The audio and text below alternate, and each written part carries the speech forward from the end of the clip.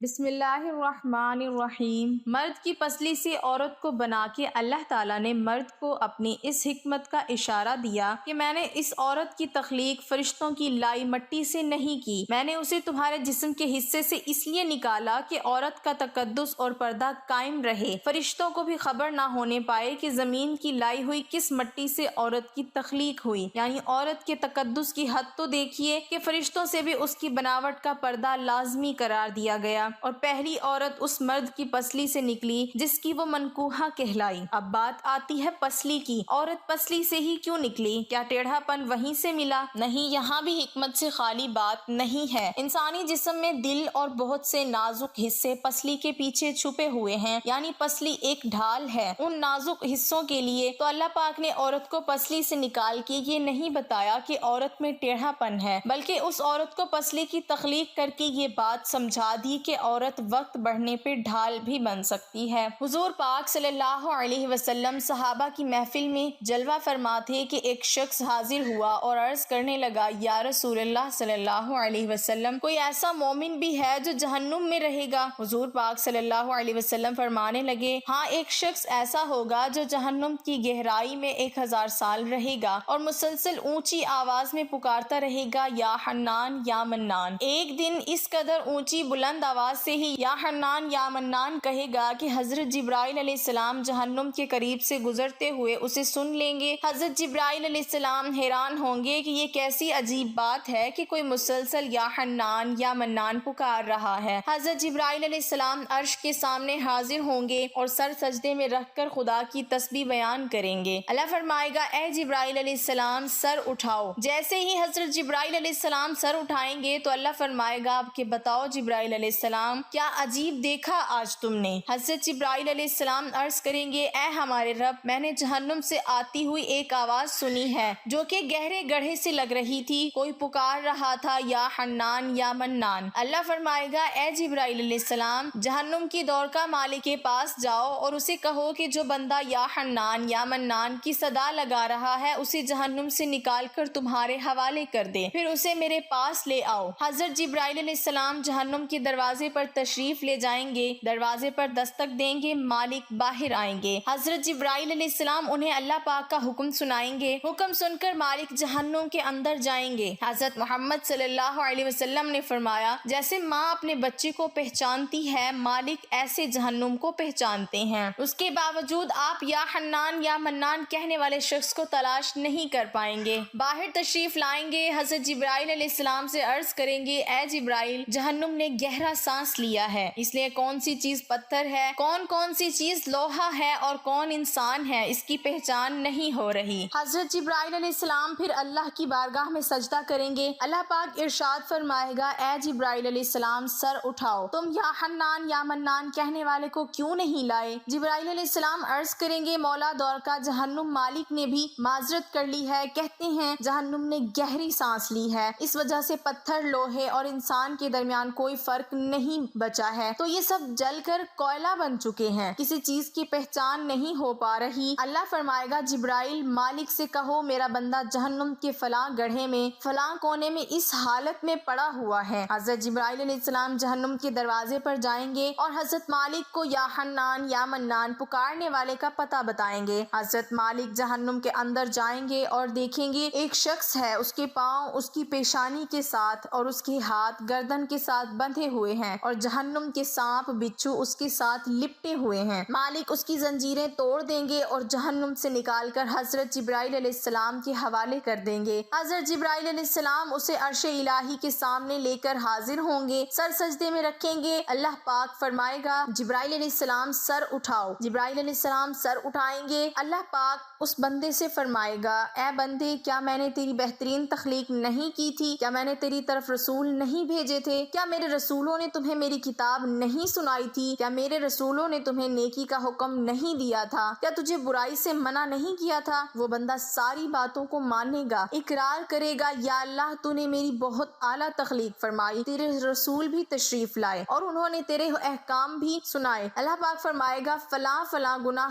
کیوں کیا؟ وہ عرض کرے گا، یا اللہ، میں نے اپنی جان پر ظلم کیا جس کی سزا میں مجھے جہنم میں ڈال دیا گیا۔ اے اللہ، اس کے باوجود میری امید نہیں ٹوٹی، مجھے مجھے تیری رحمت سے امید تھی، میں یا حنان یا منان پکارتا رہا۔ مولا تو نے مجھے اپنے فضل سے جہنم سے نکالا ہے، یا اللہ مجھ پر رحم فرما۔ اللہ پاک فرمائے گا اے فرشتوں گواہ ہو جاؤ میں نے اس پر رحم کیا اور اسے معاف کر دیا۔ ناظرین آئیے اپنا اپنا محاسبہ کرتے ہیں، کیا ہم میں کوئی ایسا ہے جو کہہ سکے کہ میں اپنے ایمان کا حساب کر سکتا ہوں؟ اپنی اپنے گریبانوں میں نظر ڈالیں، کوئی ایسی خوبی جس پر ہمیں یقین ہو کہ ہمیں دوزخ میں نہیں ڈالا جائے گا۔ ہزاروں سال کی عبادتیں بھی رد ہوتی دیکھی گئی ہیں، تو بس اللہ سے دعا کرتے ہیں کہ اللہ ہم جانتے ہیں کہ اگر ہمارے ایمان کا سخت حساب لیا گیا تو یقیناً ہم نہیں بچ پائیں گے، ہم بے حد گناہ گار ہیں، لیکن اے اللہ ہم تیری رحمت کا سوال کرتے ہیں، ہم سے حساب اپنے عدل و انصاف پر نہ لینا بلکہ ہم پر اپنی رحمت اور عطا کا سایہ رکھنا۔ اے اللہ پاک ہماری دعا کو قبول فرما۔ قیامت کے دن جب لوگوں کے ایمان کا حساب و کتاب ہو رہا ہوگا، پر کچھ لوگ ایسے ہوں گے جن کو اللہ تعالیٰ بغیر حساب کے جہنم میں بھیج دے گا۔ صحابہ کرام رضوان اللہ علیہم اجمعین نے عرض کی یا رسول اللہ صلی اللہ علیہ وسلم وہ کون سے لوگ ہوں گے؟ نبی کریم صلی اللہ علیہ وسلم نے فرمایا ظالم حکمران، وہ تاجر جو جھوٹ بولتا ہو، وہ بوڑھا شخص جو زنا کرتا ہو۔ نبی کریم صلی اللہ علیہ وسلم نے فرمایا جس شخص میں یہ 3 عادات پائی جائیں وہ جاہل ہے، جو سننے سے پہلے ہی جواب دینا شروع کر دیتا ہے، بات کو سمجھنے سے پہلے ہی جھگڑا شروع کر دیتا ہے، علم نہ رکھنے کے باوجود فیصلے شروع کر دیتا ہے۔ اللہ پاک ہم سب کو نیک عمل کرنے کی توفیق عطا فرمائے، آمین۔